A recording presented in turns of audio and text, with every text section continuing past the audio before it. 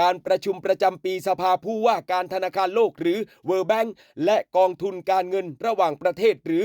IMF ปี 2569 ซึ่งจะจัดขึ้นระหว่างวันที่ 12 ถึง 18 ตุลาคม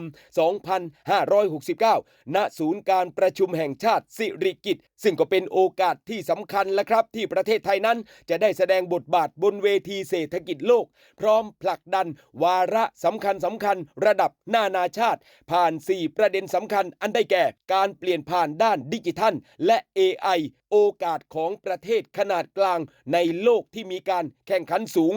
สถาปัตยกรรมการเงินเพื่อรับมือการเปลี่ยนแปลงสภาพภูมิอากาศและเศรษฐกิจแห่งการมีอายุยืนครับโดยย้ำแล้วครับว่าความสำเร็จของการเป็นเจ้าภาพไม่ได้อยู่เพียงการจัดงานอย่างราบรื่นเท่านั้นแต่ว่าต้องสร้างมรดกและคุณค่าระยะยาวให้แก่ประเทศและประชาชนชาวไทยกันด้วยยังไงก็ตามแต่ละครับพี่น้องที่รักทั้งหลายก็ขอเชิญชวนคนไทยร่วมกันภาคภูมิใจ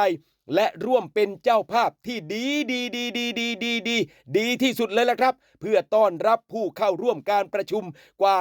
15,000 คนจาก